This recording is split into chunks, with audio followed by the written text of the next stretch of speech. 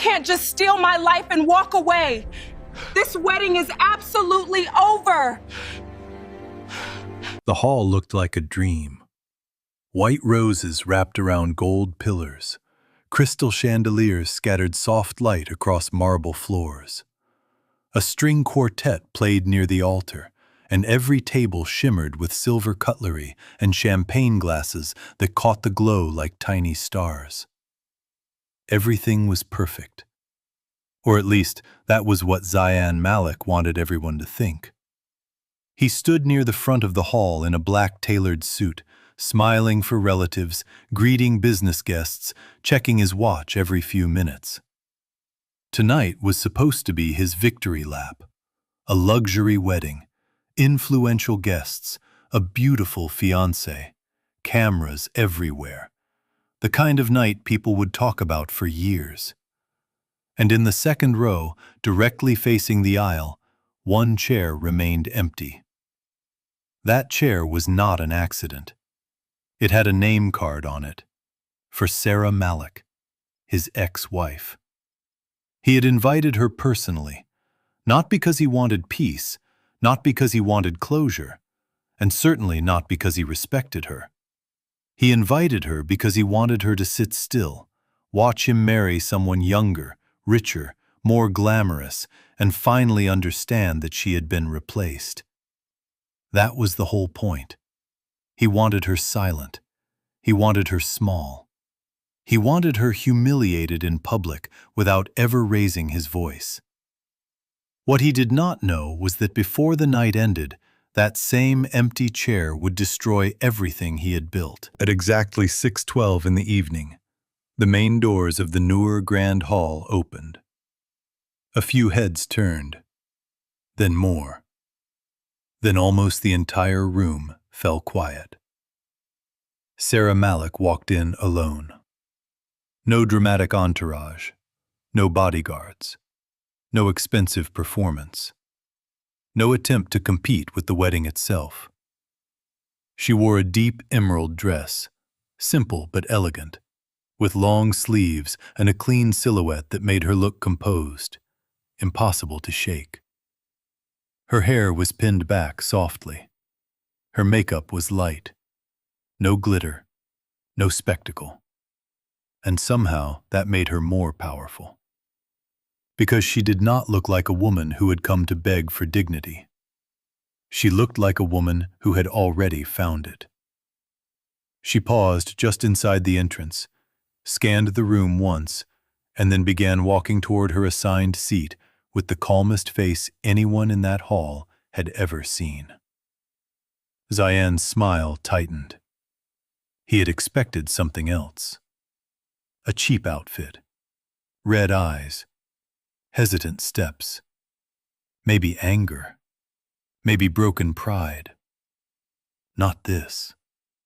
Not a woman who looked like she had spent the whole day making peace with herself. Several guests began whispering. "Is that her? That's the ex-wife. She looks different." At the altar, the bride-to-be turned her head slightly. Her name was Elina Rahman. She was 28, graceful, polished, born into a wealthy family that owned hotels, banquet properties, and several restaurants across the city. She had the kind of presence that made people assume she had always been protected from ugliness. But protection and innocence are not the same thing, and Elina was not naive. She followed everyone's gaze and saw Sara take the seat with the name card. For a brief second, their eyes met. Sara gave her the smallest nod. Not hostile, not pleading, just human. Elina looked away, but something in her expression changed. The ceremony had not even started, and already the air in the hall felt wrong. Zayan recovered first. He moved toward the center with practiced charm, clapped once for attention, and lifted a champagne glass. "Thank you, everyone, for being here tonight," he said, voice warm, confident, polished. "This is the happiest day of my life." A few people applauded. He smiled wider. And I'm especially grateful that all chapters of my life are here to witness this new beginning. His eyes flicked toward Sara, a subtle line, soft enough to sound harmless, sharp enough for anyone paying attention. A few guests shifted uncomfortably. Sara did not react. She simply folded her hands in her lap and looked toward the stage as if she were attending a conference instead of a trap. That irritated him more than anger would have. Elina noticed. She stepped closer to him and asked under her breath, "Was that necessary?" Zayan kept smiling for the crowd. "What, the line?" He chuckled lightly. "Relax, it was nothing." But Elina had heard the tone, and tone often reveals what words try to hide. The MC moved things forward. The music lowered. Guests returned to their seats. The official ceremony was meant to begin in 10 minutes. That should have been simple. Instead, the hall became a battlefield disguised as a wedding. Because the truth about Zayan Malik had started arriving long before the vows. It began with one woman in a navy blue sari at table 6. She was not on the official family list. No one stopped her because she walked in carrying herself like someone who belonged. Mid-40s, composed, intelligent eyes, leather file in hand. She sat quietly and said nothing. Then a second person arrived. Then a third. A former accountant. A caterer who had worked one of Zayan's corporate events. A jeweler. A man from a property office. They did not sit together. They did not speak loudly. But they were all there for the same reason, and one by one they had been contacted that morning. Not by Sara, by someone else. Someone inside the hall. At 6:23, Elina's younger cousin, Mariam, hurried to her side holding a phone. "Elina," she whispered, "I think you need to see this."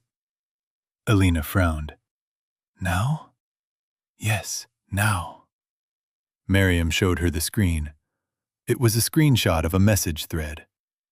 At first glance, it looked fake, or petty, or the kind of nonsense jealous people send before weddings.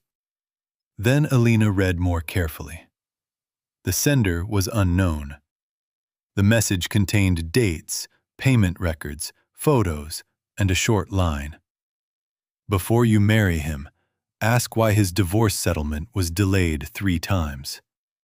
Ask where your engagement diamond was reset from. Ask who paid the vendor advance he claimed came from him.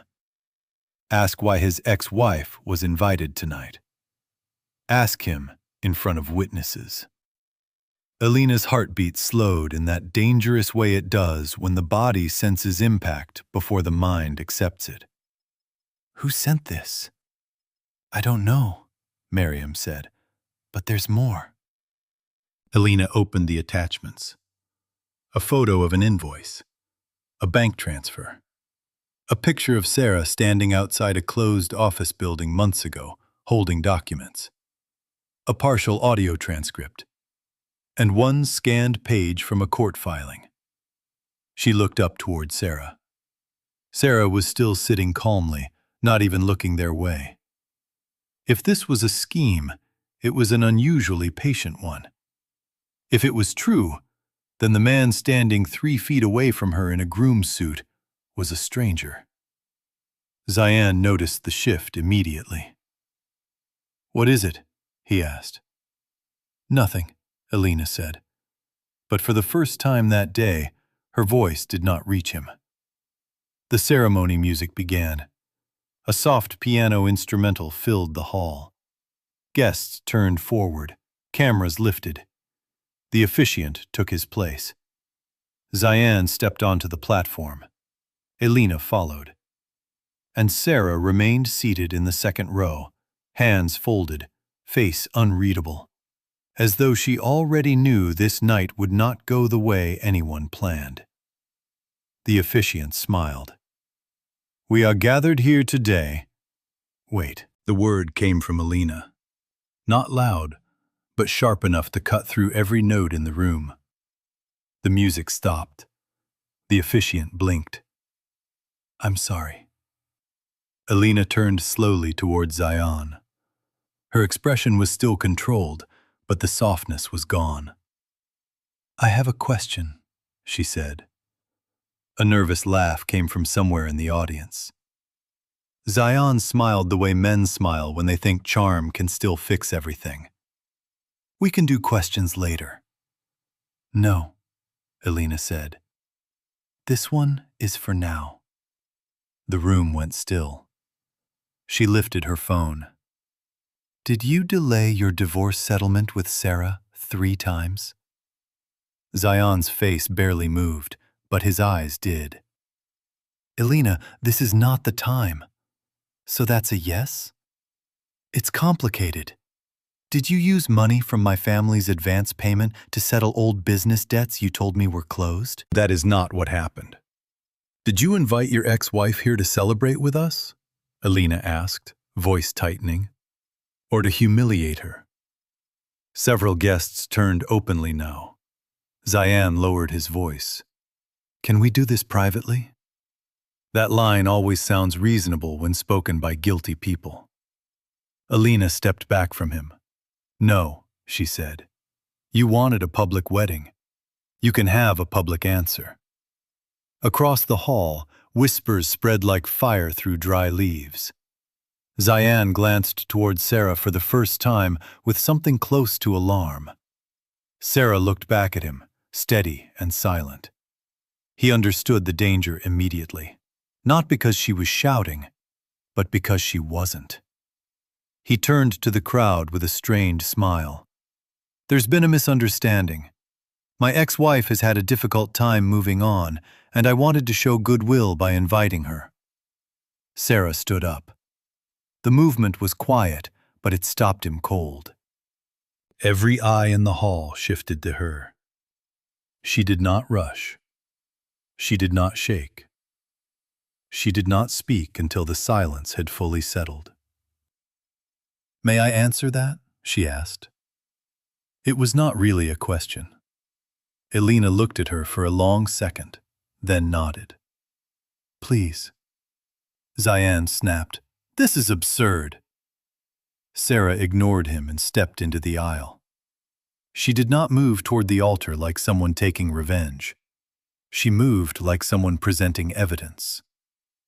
"My name is Zayan Malik," she said. 3 years ago, I was married to this man for 4 years. I am not here because I couldn't move on. I moved on the day I learned silence helps men like him keep their image clean." No one moved. Even the servers near the back had stopped walking. Sara continued. "I came tonight because I was invited. Personally. Repeatedly. He wanted me here. He wanted witnesses. Just not for the right reason." Zayan laughed bitterly. "You're dramatizing." She finally turned to him. "No," she said. "For once, I'm simplifying." A few gasps rippled through the room. That was the first crack. The second came when the woman in the navy blue sari stood up. She raised the leather file in her hand. "My name is Farah Siddiqui," she said. "I handled records for Malik Urban Holdings for 11 months. Zayan went pale. Farah walked toward the front. "I resigned last year," she said. "Not because I wanted to. Because I refused to backdate vendor documents and disguise payments." The hall erupted into whispers. Zayan stepped down from the platform. "You have no business being here." Farah opened the file. "I have every business being here," she said, "because my signature was forged on 2 internal statements." That landed like thunder. Elina's father, seated in the front row, stood up slowly. "What statements?" he asked. Farah looked directly at him. "Statements related to payments made during the engagement period. Some of the money presented as liquidity was not liquid. It was redirected. Zayan tried to take the file from her. Two of Elina's uncles stepped between them instantly. The groom's control over the room was evaporating. He looked around as if the hall itself had betrayed him. Sara spoke again. "I never intended to stand here and relive any of this," she said. "But when a man invites you to your own humiliation, sometimes the kindest thing you can do is let him finish building the stage he'll fall from." No one in the room would forget that line. Zayan pointed at her. "You're bitter. That's all this is. Bitter and jealous." Sara gave a sad smile. "If I were jealous," she said, "I would have come to destroy your wedding. I came prepared to sit quietly and leave. But someone else here decided the bride deserved the truth." Elina looked sharply at her. "You didn't send the messages?" "No." "Then who did?" A voice answered from the left side of the hall. "I did." It was Mariam, young, nervous, shaking slightly, but standing. Everyone turned. Elina stared at her cousin. "You?" Mariam swallowed. "I found the documents in the wedding planner packet this morning. There was a duplicate vendor folder mixed in with the decor invoices. At first I thought it was nothing. Then I saw Sara's name. Then I called the number on one of the papers. That led me to Farah. After that, I kept digging." "You had no right," Zayan began. "I had every right," Mariam shot back, surprising even herself. "This is my cousin." There it was, the third crack. This was no longer ex-wife versus groom. This had become truth versus performance. Elina slowly removed her hand from Zayan's arm, not dramatically, just enough for everyone to notice. And when people notice distance in a couple on a wedding stage, they start measuring everything else too. The officiant stepped back completely. He wanted no part in what was happening now. Elina turned to Sara. "Did he ask you to come?" Sara reached into her clutch and pulled out a cream envelope. The same invitation. She held it up. There was a handwritten note on the bottom. "Read it," Elina said. Zayan's voice sharpened. "No." Sara opened the card.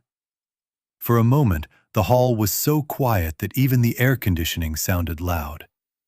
Then she read, "Come and see what a woman looks like when she's truly chosen. Front row. Don't be late." The cruelty of it hung in the room like smoke. Elina closed her eyes. Not from heartbreak, from recognition. Recognition is worse. Heartbreak hurts because something ended. Recognition hurts because you finally see what was there the whole time. She opened her eyes again and looked at Zayan, as if she were seeing the real shape of him for the first time. "You wrote that?" It was a joke. Sara almost laughed. "So was our marriage, apparently." That one hit harder than shouting would have. At table 3, an older aunt muttered, "Astaghfirullah," while another guest openly started recording again. Zayan realized the room was slipping away and switched tactics. He softened his voice. "Elina, listen to me. Sara always twists things. She couldn't accept the divorce. She's been angry for years. This is exactly why we separated." Sara cut in for the first time with heat. "No, we separated because lying was easier for you than truth, and cruelty made you feel powerful." He stepped toward her. "Stop talking." 3 men stood at once. Not bodyguards. Family. Elina's father, her eldest uncle, and a cousin from the back. They did not touch him. They didn't need to. Their presence said enough. He stopped walking. Sara took one breath, steadied herself, and kept going. "You want to know why I stayed quiet after the divorce?" she said to the room. "Because I was exhausted. Because survival takes all your oxygen. Because starting over with dignity is harder than exposing a liar with receipts. And because I thought leaving was enough." She looked at Elina. "But when I received that invitation, I understood something. Men like him don't just want to win. They want witnesses to your pain. That's why I came. I came to prove to myself that I could sit in the same room with what broke me and still remain whole." That shifted the room again. Now she was no longer just the ex-wife. She had become the center of the truth in the hall. Elina's mother began crying quietly in the front row. Not because of scandal, because mothers recognize humiliation faster than anyone. Elina stepped down from the stage. Her dress shimmered under the lights as she moved toward Sara. The entire hall watched. If she blamed her, the night would turn ugly. If she believed her, the wedding would end. She stopped a few feet away. "When he invited you," Elina asked softly, "did you think about not coming?" "Yes." "Then why did you?" Sara answered without hesitation. "Because fear should not get the best seat in the room." For the first time all evening, Elina smiled. It was small and sad and full of understanding. Then she turned back toward Zayan. That smile disappeared. "What else?" she asked. He spread his hands. "This is insane. You're making decisions based on the words of bitter people and loose papers." Farah calmly lifted another document. "These are not loose papers," she said. "These are copies." The former accountant stood too. "And if needed," he added, "I can explain the account transfers." The jeweler rose next. "And I can explain why the center stone in Madam's engagement ring was not newly purchased." A collective gasp burst through the crowd. Elina's hand instinctively went to her ring. Slowly, she removed it. "Explain." The jeweler looked uncomfortable but committed. "The stone was brought in for resetting. Old piece, high quality, not a fresh acquisition." Elina stared at Zayan. "You gave me a recycled ring?" "It was family. It was Sara's, wasn't it?" He said nothing. Silence is also an answer. Sara closed her eyes for 1 second, not from pain this time, from finality. The ring had been hers, not just jewelry, a symbol he had repackaged for a new performance. Elina looked disgusted, not at the ring, at the carelessness, at the arrogance required to think no one would ever know. She placed it on the nearest tablecloth-covered pedestal beside the floral arrangement. "I will not wear another woman's history disguised as my future." The hall erupted. No one even tried to hide their reactions now. The wedding planner rushed in from the side, then froze, wisely deciding there was no fixing this. Zayan's mother stood up at last. For several minutes she had remained still, proud, silent, hoping the storm would pass. Now she looked at her son with disbelief and shame wrestling across her face. "Tell me this is not true," she said. He turned toward her desperately. "Ummi, tell me," she repeated. But he could not. Because the moment a liar begins choosing which lie might save him, truth has already won. And everyone in the hall could see it. Elina climbed the stage one final time. The officiant stepped aside. She took the microphone from its stand. Her hands were steady. That frightened Zayan more than tears would have. "When I was a little girl," she said, voice carrying through the chandeliers and flowers and expensive lies, "my mother told me that weddings do not reveal love. Pressure does. Pressure reveals character." No one made a sound. "Tonight," she continued, "I have learned more about the man I was about to marry in 20 minutes of truth than in 2 years of polished conversation." She turned to Sara. "To you, I owe an apology. Not because I caused your pain, I didn't, but because I almost became part of a performance built on it."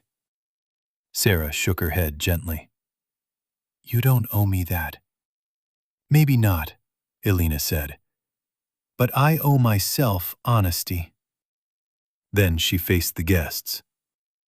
"This ceremony is over." The words did not echo. They landed. Clean. Final. Irreversible. A few people gasped again, though everyone had already seen it coming. Zayan lunged verbally, if not physically. "Elina, don't do this. Think about your family, the guests, the press, the bookings, the embarrassment." That was the wrong thing to say, because in that moment he revealed exactly what he cared about.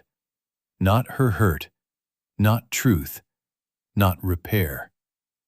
Embarrassment. Optics. Damage control. Elina looked at him with cold clarity.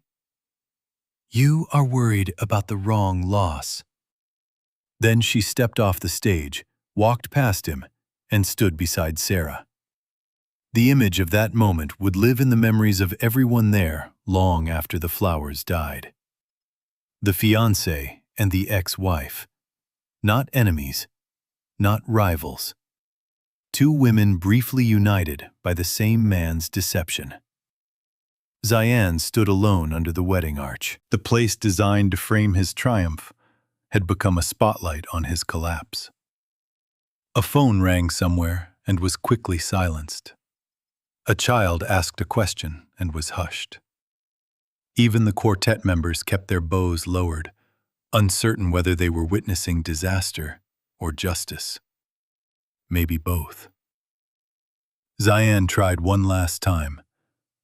"Sara," he said, voice cracking now, "you've done enough." She turned slowly, and there was no anger left in her face. That was the cruelest part for him, because anger means emotional ownership, and she was done owning any part of him. "No," she said. "I've finally done what I should have done a long time ago. I stopped protecting your image more than my peace." He looked at Elina.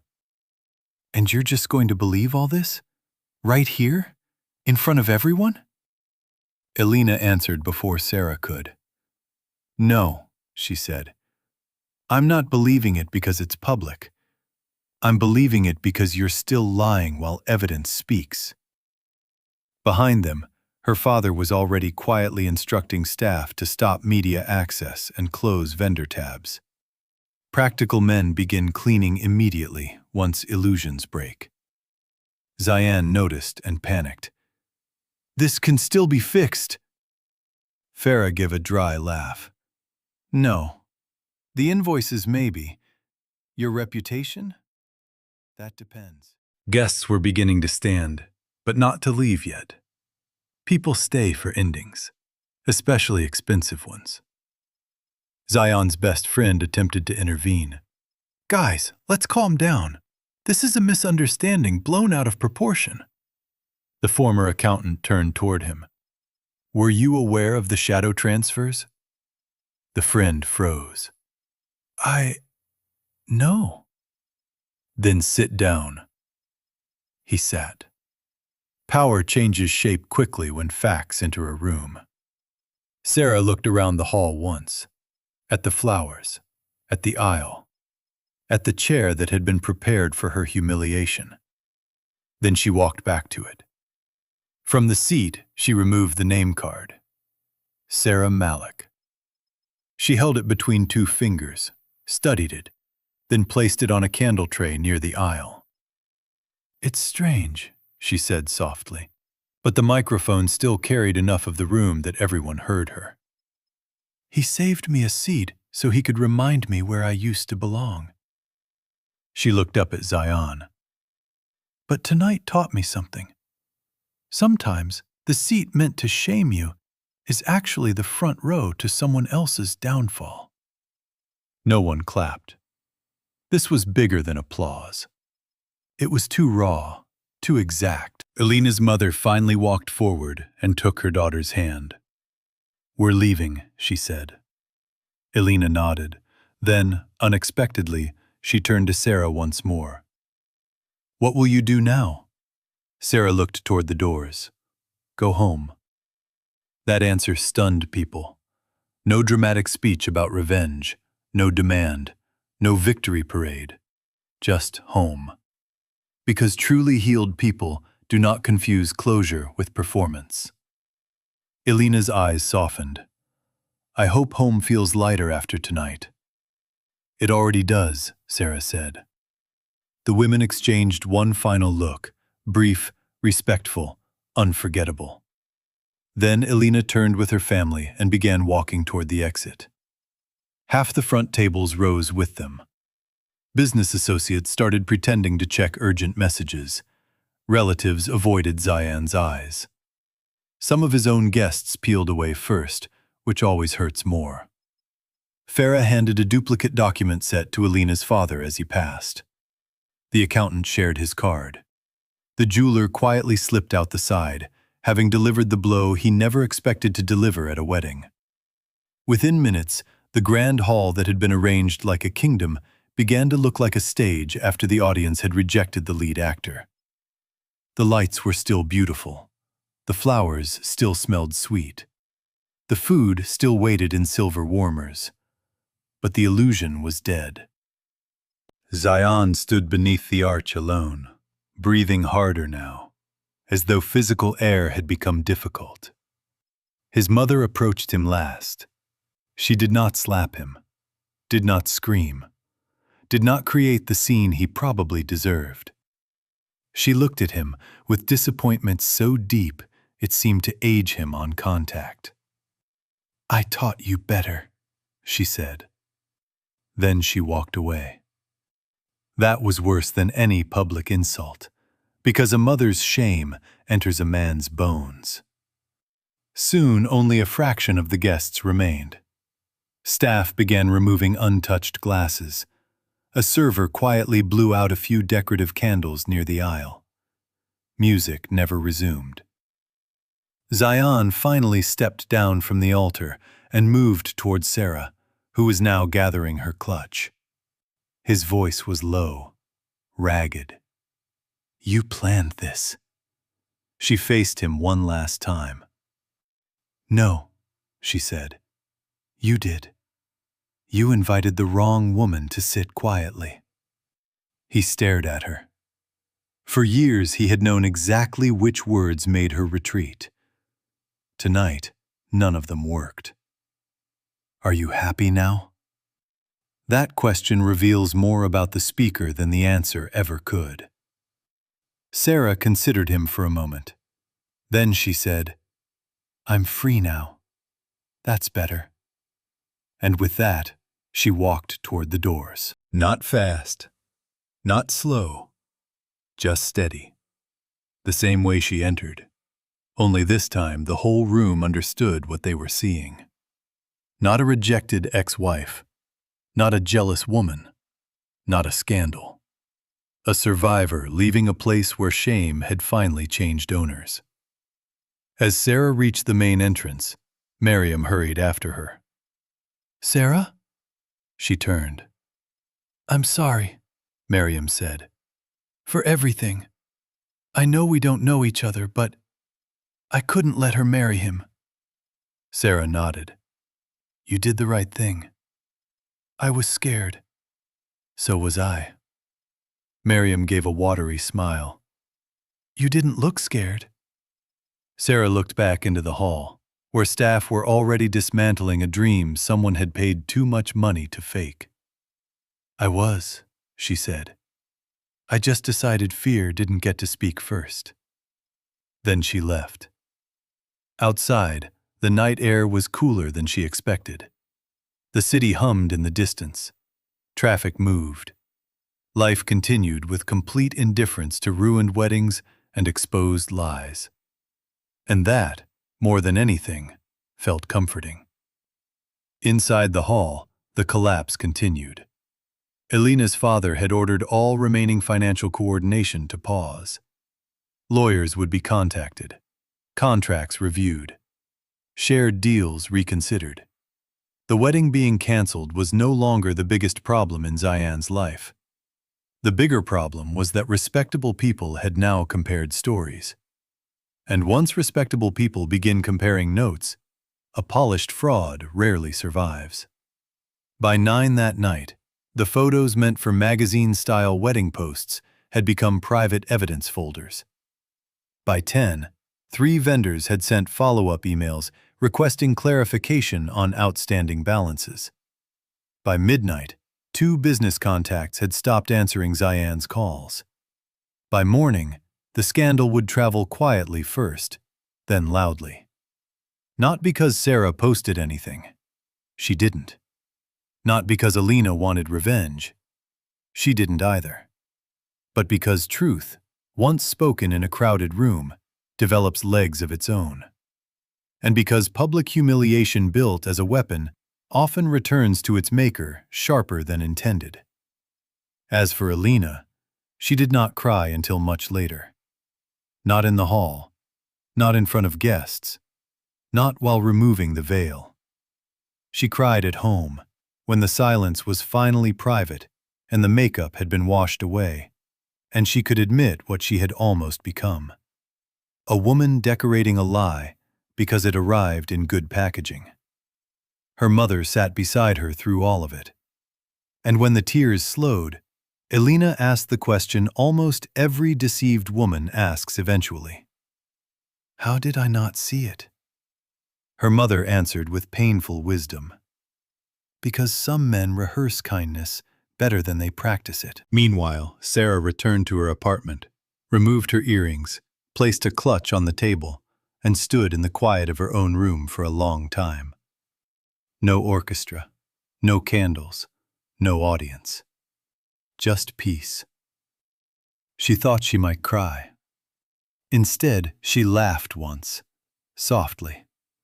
Not because the night had been funny, because the seat designed to break her had done the opposite. It had shown her exactly how far she had already come. The next day, she blocked Zayan's number permanently, not as revenge, as housekeeping. There are things you remove from your life the same way you remove broken glass. Carefully, completely, and with no desire to keep souvenirs. Weeks later, people would still talk about the wedding at Noor Grand Hall.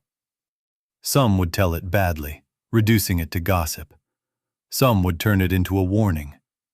Some would exaggerate the details until the truth became mythology.